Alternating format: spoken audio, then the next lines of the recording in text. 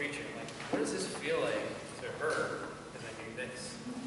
What does that feel like to a creature like that size? It's got to be this world of high G's all the time, surprising. All of a sudden the light changes all around you. There's so many ways that we can experience this world when we look through the eyes of other things. And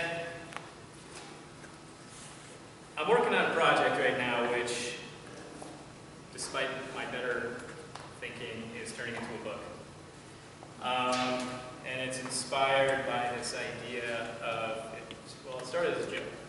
It actually started as a joke. I've been into permaculture, you know, had really loved the principles. I'm not much of a gardener, I'll admit, more of a inventor, designer, writer, thinker, creative. But the principles of permaculture really captured my attention. Makes sense as this design modality.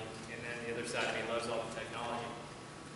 And so there's this place where I'm seeing the interface of artificial intelligence and permaculture. Nobody's talking about this, but oh my God, Moore's Law times ecology, right?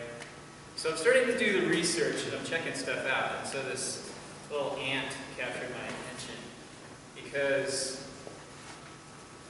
in my research I came across this guy who spent his life studying ants. Now, my story, the little sub-story within this, was that when I was about 10, I was in the Boy Scouts, maybe I was 11, and I was bullied a lot. And there was all kinds of campaigns that these kids came up with to wreck my self-esteem one way or another. But there was this one campaign that was basically kids just going, hey Mark, I got a bug for you to study.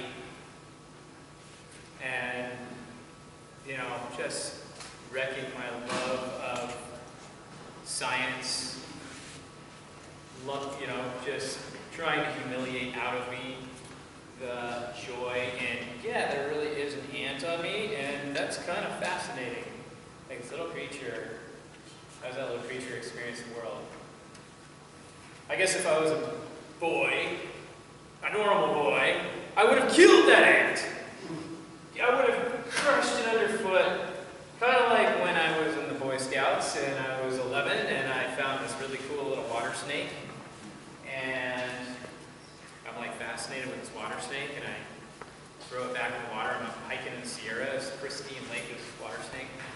5 minutes later, 4 boys come by. They see the water snake in the water and just get away. You're gonna be okay if you swim out. And no, they grab it and smash it with a rock. And so I'm coming across the other day, I'm doing my research about the permaculture,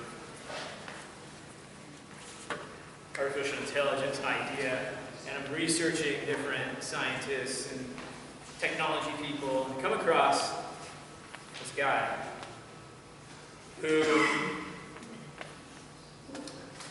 tells his story of being out on the lake and blinds himself with a fishing hook. Actually, no, it was a fish. It was a pinfish. And he blinded himself in one eye. And so he was really fascinated with nature, about the same age when I was getting bullied by those kids. Except, for whatever reason, he was able to do his exploration in peace. And because he blinded himself in one eye and discovered later that he was hard of hearing, all he could study was the insects. And so he became fascinated with the ants. Ended up becoming a professor at Harvard, studying ants.